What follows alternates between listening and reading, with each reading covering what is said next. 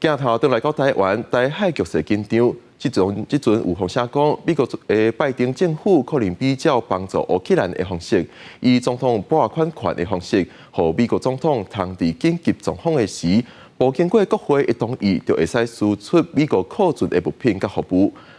有学者分析，这会使紧急强化台湾的备战能力。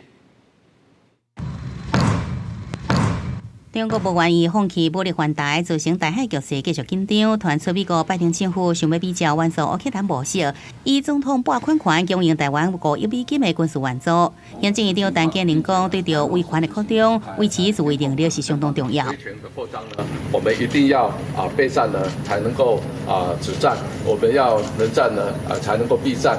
所以，我们来加强我们的。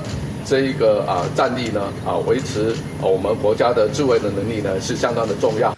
总统拨款权是看美国总统会使无经过国会许可，就用对美国库存内底输出物品，也是服务来应对紧急情况。学者分析，美方会用及时搬交库存现有的武器载具，精准的弹药也是后勤训练，紧急来强化台湾的战备。军方继续强化无人机作战的能力，传出无人机国家队民间开发制作5款军用上贵的无人机，可能该由军方来付钱，正做国军武器采购史上真少看反向建军的模式。学者讲，无人机伫战场耗损速度紧，需求数量大，难快速生产来补充，对着强化无相对定的战力有帮助。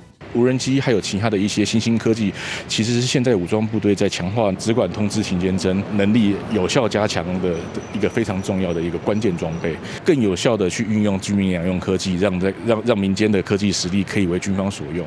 陈建仁讲，相关建军的问题，相信国防部会伫适当时间对外做更加完整的说明。不过，中国继续对台湾施加军事压力。国防部公布，初5到初624小时内底查到7架中共军机、4架中共军舰伫台海周边活动。国军是继续强化防空甲突发状况的应变。记者综合报道。